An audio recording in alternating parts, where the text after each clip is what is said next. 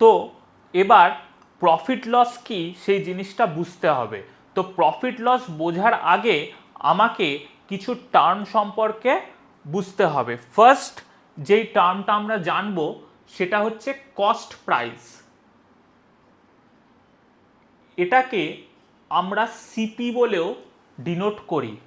আরেকটা যেই টার্ম জানতে হবে প্রফিট লস বোঝার জন্য সেটা হচ্ছে সেলিং প্রাইস বা এসপি। তো সিপি আর এসপি এই জিনিসটা কি ফার্স্ট আমরা বুঝি, ঠিক আছে।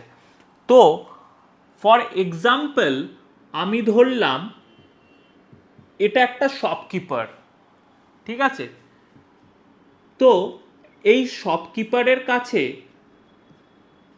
কোনো একটা আইটেম, ফর এক্সাম্পল এই মার্কারটাই নিলাম, ঠিক আছে।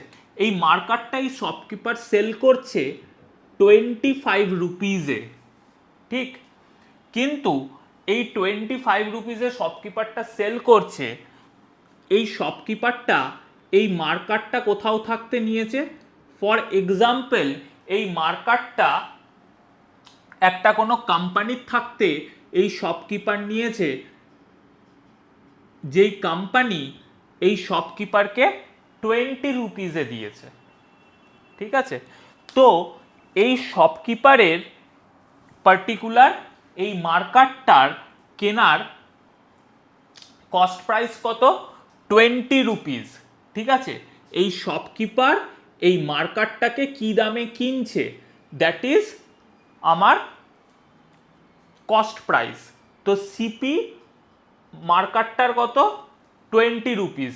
এবার শপকিপার এই মার্কারটা 20 রুপিস দিয়ে কেনার পর কি করছে, 25 রুপিসে ওটাকে সেল করে দিচ্ছে। তো SP is nothing but selling price, ঠিক আছে।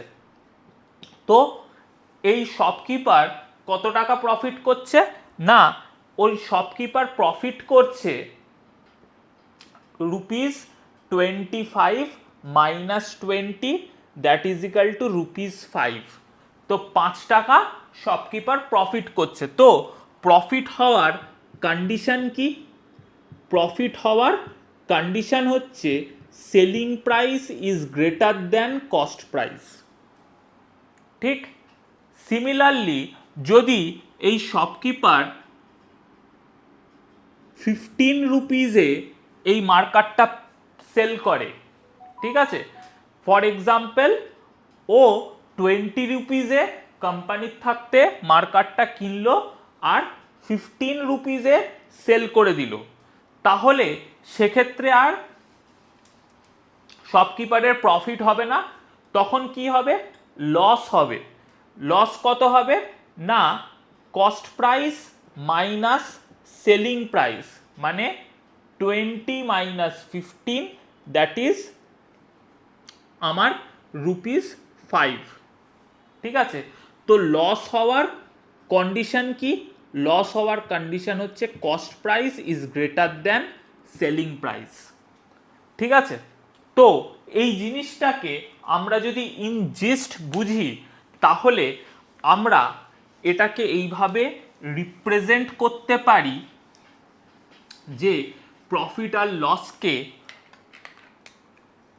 প্রফিট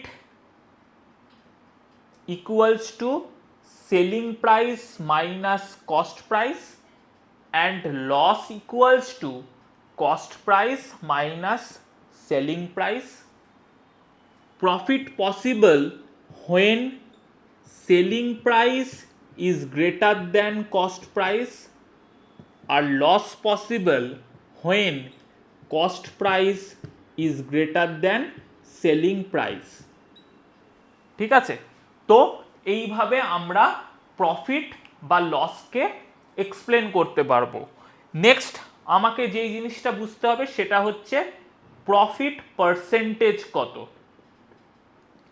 তো প্রফিট পার্সেন্টেজ বোঝার জন্য আমাকে যেটা করতে হবে সেটা হচ্ছে amount of profit divided by profit কার ওপর হয়, প্রফিট বা লস কোনো পার্টিকুলার আইটেমের কস্ট প্রাইসের ওপর হয়, সেলিং প্রাইসের ওপর কিন্তু প্রফিট বা লস হয় না। তো profit divided by cost price into 100% করলে পার্টিকুলার যে কোনো আইটেম বা আর্টিকেলের প্রফিট পার্সেন্টেজ বার করতে পারবো। এটা অনেক বইতে এইভাবে দেওয়া থাকবে যে selling price minus cost price divided by cost price into 100%। দুটো একই জিনিস, প্রফিট মানে selling price minus cost price. ঠিক আছে, তো আমি কমপ্লিকেটেড না করে সিম্পল ওয়েতে আমি এইভাবে প্রফিট পার্সেন্টেজ বার করতে পারবো। সিমিলারলি লস পার্সেন্ট, এটাকে আমি কিভাবে বার করতে পারি?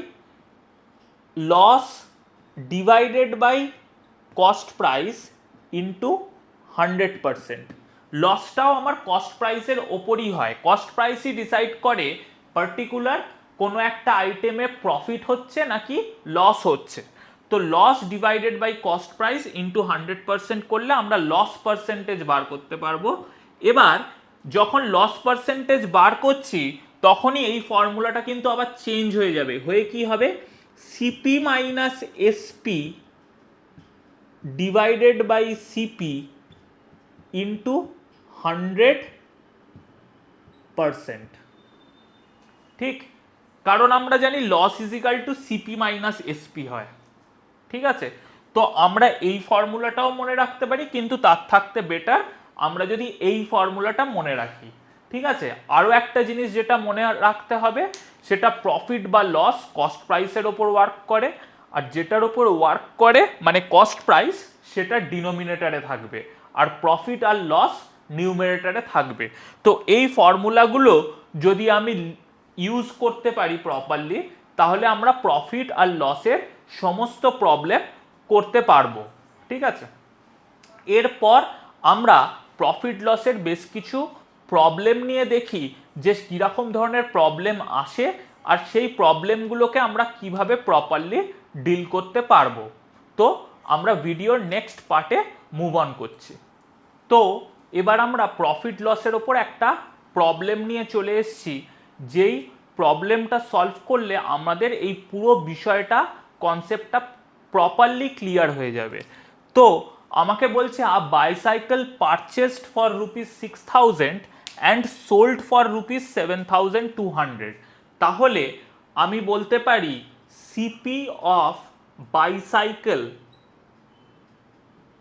Is ₹6,000 and SP of bicycle is ₹7,200। ঠিক আছে, এবার আমি যদি প্রপারলি অবজার্ভ করি তাহলে দেখতে পাবো যে selling price is greater than cost price. তো সেলিং প্রাইস যদি কস্ট প্রাইসের থাকতে বেশি হয় তাহলে আমার যে ঘটনাটা ঘটবে দ্যাট ইজ প্রফিট। তো প্রফিট কত হবে? Selling price minus cost price, which means ₹7,200 minus 6,000, right? তাহলে কত হবে? ₹1,200। তো ₹1,200 কি? ₹1,200 হচ্ছে প্রফিট। তো নেক্সট আমাকে যেটা বার করতে হবে that is profit percentage. Profit percentage কত হবে? না, আমাদের ফর্মুলা আমরা জানি প্রফিট পার্সেন্টেজের, profit divided by cost price into 100%। তো প্রফিট হচ্ছে আমার 1,200, কস্ট প্রাইস আমার 6,000 ইন্টু 100%। তো এটাকে আমি যদি ক্যালকুলেট করি আমার কত আসবে? 6 2 12, তাহলে 20% আমার প্রফিট পার্সেন্টেজ। ঠিক আছে, তো এইভাবে আমরা প্রফিট পার্সেন্টেজ বা প্রফিট বার করতে পারবো কোনো একটা পার্টিকুলার আর্টিকেল বা আইটেমের। এই সেম প্রবলেমটাই যদি আমি বলতাম যে কোনো একটা বাইসাইকেল যেটা পারচেস করা হয়েছে 7,200 রুপিজে আর সোল্ড করা হয়েছে 6,000 রুপিজে। ঠিক আছে, তাহলে আমার যদি লস আর লস পার্সেন্ট বার করতে দিত, ঠিক আছে, find loss and loss percent. তো আমরা কিভাবে করতাম, তখন আমরা লিখতাম যে selling price of bicycle is ₹6,000, therefore cost price of bicycle ₹7,200। তাহলে এখানে আমি বলতে পারি SP is less than CP, ঠিক, এসপি হচ্ছে সিপির থাকতে ছোট। তাহলে আমার যেই ঘটনাটা ঘটতো দ্যাট ইজ লস। তো লস কত হবে না, লস হবে সিপি মাইনাস এসপি। তো সিপি ভ্যালু কত না, সিপি ভ্যালু হচ্ছে আমার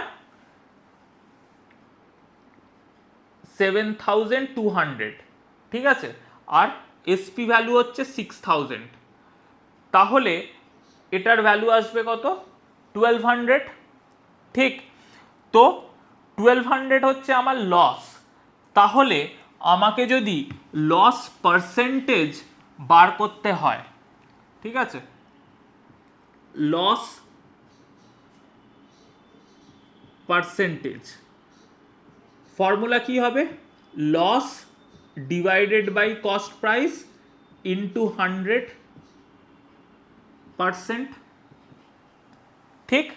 তো loss divided by cost price কত, লস আমার 1,200, কস্ট প্রাইস হচ্ছে আমার 7,200 ইন্টু 100%,